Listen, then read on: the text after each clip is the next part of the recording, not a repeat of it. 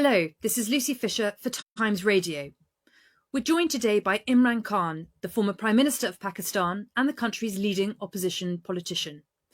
It's been a tempestuous year for the cricket star turned politician, who was removed from power last April following a vote of no confidence, then survived being shot in a shocking assassination attempt last November. He's now facing around 80 charges, including allegations of terrorism and corruption, which he says are a part of a plot by the government to prevent him returning to power in elections this autumn. In recent weeks, a warrant for his arrest has been issued and rescinded, and thousands of his supporters have turned out on the streets in Islamabad, Lahore, Karachi and Peshawar, among other cities in Pakistan, leading to violent clashes with the police. Mr. Khan, thanks for joining Times Radio today. My pleasure. So earlier this week, you addressed your first rally since you were shot 4 times in the leg last autumn, but you spoke to the crowd from a bulletproof box. You believe your life is still in danger? Well, yes, Lucy, not do I believe so. The Interior Minister, he has gone public to say that my life is in danger. But he says it's from some foreign elements, but I know that it is from actually the government itself. There were 3 main people in the government who were responsible, I believe were responsible for my assassination attempt. I predicted that about 6 weeks before the attempt took place. So they're still sitting in government. They've sabotaged the inquiry report because it was implicating them.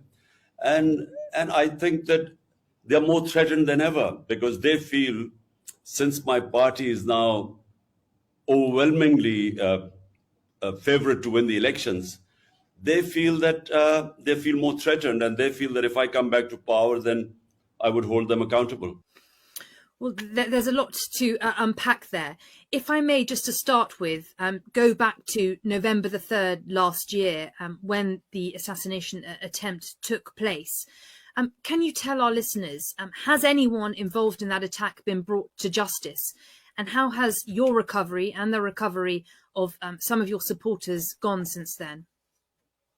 Well, Lucy, there was threat to my life, and I went on public claiming that how they would try to assassinate me, that they would palm it off on a religious fanatic who would claim that I had committed blasphemy. And how did I know that? Because 3.5 years I was in power, and I had, obviously the intelligence agencies were working with me. So I got information from within the agencies that this is what they were planning to do.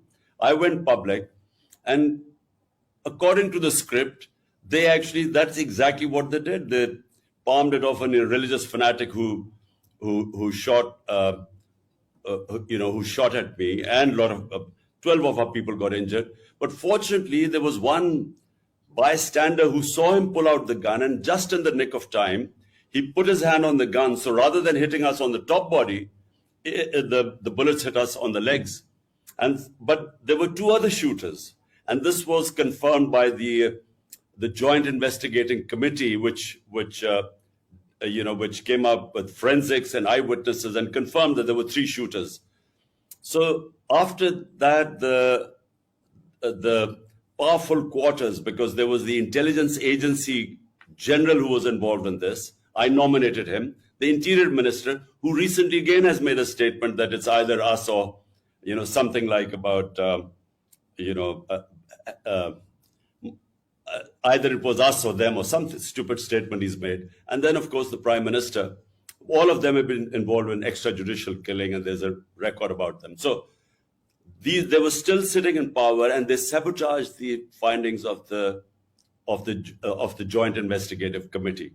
Now, since they're still in power, and since my party has won 30 by-elections out of 37 in the last few months, they know that we are favorites to win the elections, and therefore my life is, more at risk now because they're petrified that I would be back in power.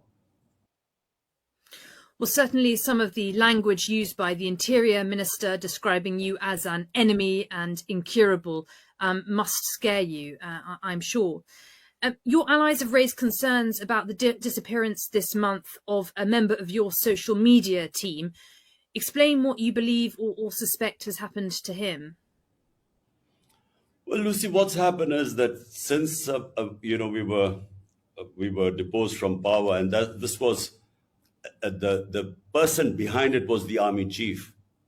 As you know, the establishment is all powerful with the intelligence agencies. So he was the one who was behind the plot, but he co-opted the guys who are in power right now. These 12-party alliance. So since then, what they hoped was that my party would just sort of wither away, because once a party is out of power, people turn their backs on it. But for the first time in our history, something unprecedented happened.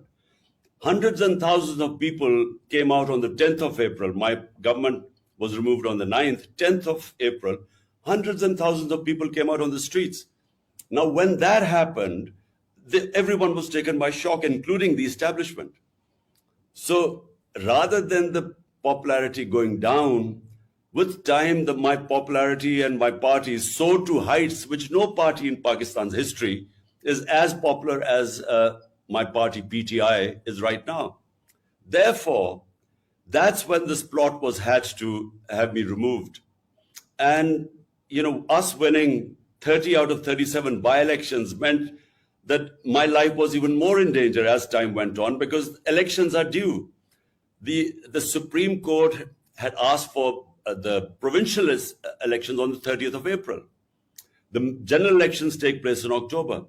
Now, they're all scared that in these two provincial elections on the 30th, we would win. So they're challenging in the Supreme Court right now. They're scared of elections. And so the two are related, the threat to my life and elections and coming to power are all related. Well, certainly, just for listeners and viewers not aware, Pakistan is having a big set of elections this autumn. Of course, you may not be allowed to stand, Mr. Khan, if you are convicted on some of the charges which you are currently accused. This includes corruption, the suggestion that you sold state gifts while in office and hid your assets, and more recently, charges of terrorism. What's your response to these allegations? Well, Lucy, let me just put the record straight. There are 140 cases against me right now, which include blasphemy, which includes sedition, which includes 40 cases of terrorism. 40 cases. Now, remember, this country has known me for 50 years. I'm probably the longest known Pakistani and the well-known Pakistani, in 5 decades. So no one believes that I have broken the law, because I've never broken the law in my life. In fact, my movement is called Movement for Justice, Rule of Law. So none of all these cases, whenever they go to a trial court, I get bail because there's nothing in the cases. I mean, for instance, I'm accused of terrorism. Now, how am I accused? My party does, some party members do a peaceful demonstration outside the Election Commission. I'm sitting in another city and I'm charged with terrorism. Or I go and make a court appearance. And so there are a lot of followers there. We go in and come out, and there are 3 terrorism cases. So no one believes this. And whenever it goes to court, they get set aside. So your contention is that these are politically motivated cases brought against you? Look, Lucy, never in our history has anyone had 140 cases against me. And the rate it's going, I'm soon about to score my double century. The problem is that, the cases they are slapping against me, no one believes them. Now, for instance, the corruption, so-called corruption case, what is it? For 70 years, the law in Pakistan is that whether it's the prime minister, the ministers, or any generals, whenever they get a gift, it has to go to something what is called Tosha Khana. There, they decide the value of the gift. Then they give you an opportunity. Do you want to retain it? If you retain it, in the past, it used to be 20%, used to pay and you used to take the gift. Mm-hmm. Now, in my time, it was 50%. So this is the law. Everything is on record. So whenever this case goes into court, this will be again dismissed. So, as you mentioned, there have been protests when you have been called to court. Your supporters have been out on the streets in cities across Pakistan. There have been violent clashes with the police. What's your message to your supporters now? Would you urge them to eschew violence? Lucy, look, let me correct the record again. My people have never indulged in violence, and I'll tell you why. A party that wants elections does not want violence, because violence is one thing that would delay the elections. Now, we've been asking for elections. The government parties do not want elections. So they have been blaming security. One is lack of funds and the other is security situation for delaying the elections. Now, if we were indulging in violence, we would actually be helping the government's narrative about lack of security. So my people have always been told that we do not want to have any clash or any violence. Now, you talked about my social media active, the guy who was my advisor, Azhar Mashwani, then our social media head in the southern province of Sindh. They have both been abducted. We do not know their whereabouts. They have disappeared for 7 days. But this is not the only situation. In the last 7 months, my chief of staff was abducted. He faced custodial torture. He was stripped naked. He was tortured. He was a professor from the US, who came back to help me.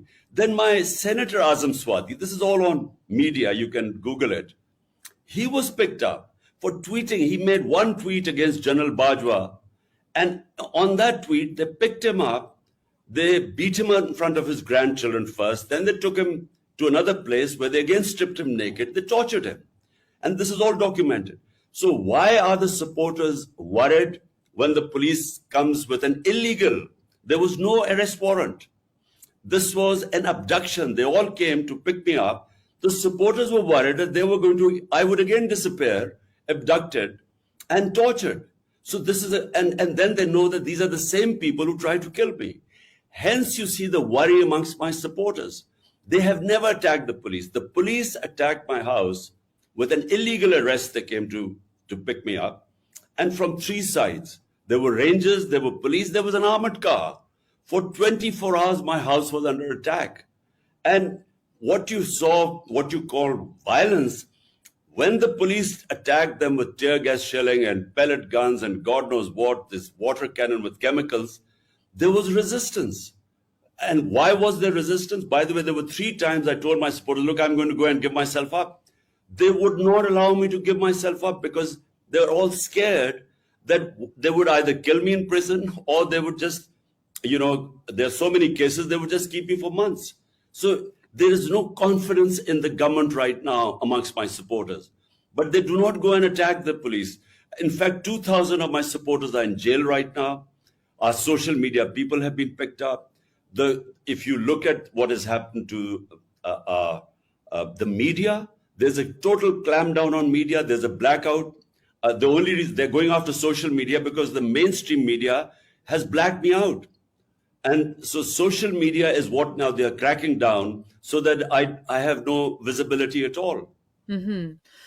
And Mr. Khan, what happens next? As you say, I'm speaking to you as you are in your residence in Lahore. Your supporters have been mounting this defence of you when the police have arrived in recent days to try and pick you up or speak with you. What happens next? Are you going to have to rely on your supporters indefinitely until the elections to defend you in this way? Well, look, the reason why why this whole thing happened was when the police came to pick me up, they asked them, why have you come to pick me up? And they came up with this warrant that they wanted to produce me in court. But the law says that when I gave them an surety, my lawyer gave them a surety guarantee that I would appear in the court, they can't. The law is very clear. There's section 76 of the law, which says if you give them an surety guarantee, they can't pick you up. And as it happened, I went and appeared in front of the court on that date. Okay. So they knew that this was what they were doing was abduction. That's why there was resistance. But what do I tell my supporters? That it is in our interest that there's no violence. because we want elections. It is in the interest of the government, which is trying to bring the security situation as an excuse to run away from the elections. Well, you certainly appear to be riding a wave of public support. I note a poll by Gallup this month putting your approval rating at 61% and that of the current Prime Minister, Shehbaz Sharif, on 36%. So looking ahead to the elections this autumn, what is your prospectus for government in Pakistan? Sorry, what did you mean? What is my... What are your key policies heading into the elections this autumn, which it looks like you could do very well based on the current polling?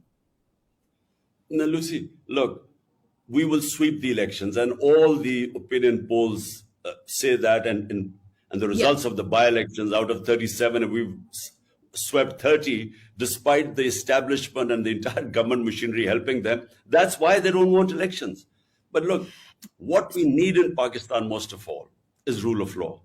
Look, the difference between rich and poor countries is only one. Rich countries have rule of law and hence prosperity, and our countries are plundered by their own ruling elites because they're above law. This is the struggle, not just in Pakistan. It's in the entire developing world where you find these poor refugees trying to, risking their lives to go to the land of milk and honey like Europe and England. Why? Because there's rule of law. So they have level playing field. In our countries, unfortunately, the elite is above law. And this is the whole struggle going on in Pakistan. They've all ganged up against me. 12 parties have ganged up against me. So the entire political spectrum is on one side, helped by the establishment, which also has always been above law. So this is a struggle for rule of law. And if you have rule of law, then that is what brings prosperity, because it brings investment. Our biggest asset for Pakistan are the overseas Pakistanis, which are 10 million. And their combined GDP is more than the GDP of 220 million Pakistanis. If we can have the enabling environment for them to invest in this country, Pakistan will stand on its own feet. I mean, I'm just giving you a very rough idea that unless you have rule of law, you cannot have prosperity. Because, we get robbed by our own elites who siphon off money, and it ends up in Western capitals and in offshore accounts. And as I said, it's the problem with, you look at the developing world, it's the same problem everywhere. So restoring rule of law is at the centre of your policy proposals for the country. Just a quick word, if I may, on Pakistan's fairly precarious financial situation. It is on the brink of default. How are you going to restore financial stability to the country? Well, this is, Lucy, the biggest challenge, because we had sort of balanced our economy like most of the developing world. COVID-19 hit us 2 years after 3.5 years, 2 years was managing COVID-19 and its effects. And then, we had the commodity super cycle. Suddenly the energy prices skyrocketed.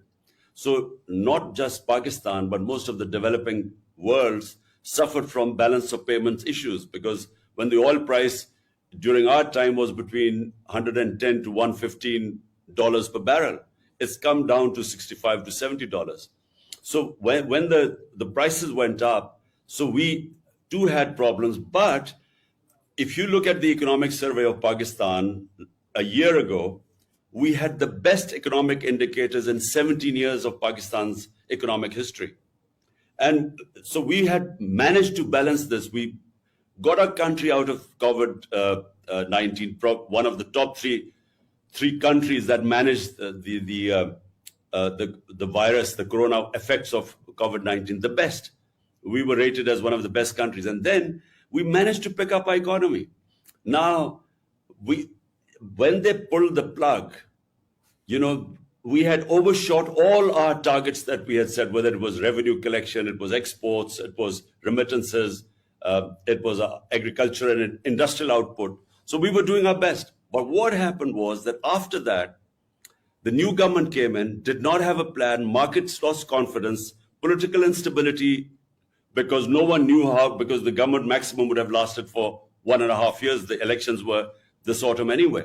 So that in that political instability and then then incompetence to handle the economic situation and give a roadmap, that's when the economy went into a tailspin. So we lost 35% of the value of our currency in 10 months. Yeah, well, a lot to sort out on that front, on the financial situation. Mr. Khan, just a final word then about cricket and where cricket perhaps meets politics to bring your former life and your current life together, if I may. Tomorrow, the biggest franchise tournament in world cricket returns when the 16th edition of the Indian Premier League gets underway. India has banned Pakistani players from taking part since the Mumbai terror attacks in 2008, and there's no sign of that ban being lifted. The Board of Control for Cricket in India has long been accused of using this ban as a political weapon. My question to you is, would you call on other cricketing nations like England to push for Pakistani players to be allowed to play next year? Well, it is unfortunate, the relationship between Pakistan and India. There's a lot of arrogance in the way India now behaves in the cricketing world as a cricketing superpower. And because of their ability to generate a lot of funds, a lot more than any other country, I think they almost dictate now, as a sort of the arrogance of a superpower, or who they should play and who they shouldn't. And I find it strange that the Indian Cricket Board would take it out on the Pakistan cricket players. It just reeks of arrogance. But Pakistan has now very good quality Super League too, and foreign players come to Pakistan, and I think that why, if India doesn't allow Pakistan players, so be it. Pakistan should, we have excellent a clutch of young cricketers coming up, and so we shouldn't worry about it. And of course, back in the day, you used to play for Sussex and I believe for Worcestershire. Have you, by chance, caught the current racism scandal that has beset English cricket? Look, I haven't had much time to watch cricket. To follow that. My life has sort of, hasn't given me the spare time in the last 4 years. But I read about the Yorkshire racism scandal, and look, from the time I started, and I started in 1971 as a teenager, and from that time to when I was finishing cricket in the sort of mid 80s, I saw a change take place in England. There was a lot of open racism in English cricket, in county cricket, when I started. And by the end of my career, somehow, if there was racism, it went undercover. You did not have overt racism by the time I finished in the sort of mid to late 80s. But when I started off, I mean, there were all the time racist remarks on the cricket field. It was, even the Pakistanis, especially in the north of England, would suffer racism. There were these skinheads who were very, anyone was a Paki and they would abuse you in the streets. So it gradually began to change. And, by the time I finished, there was much less racism. Well, I'm glad to hear it diminished during your time playing cricket. Clearly, it seems from the latest scandal, there is still some way to go, but thank you for commenting on that. That's all we've got time for today. Imran Khan, former Prime Minister of Pakistan and cricketing star, thank you so much for joining Times Radio. My pleasure, Lucy. Thank you.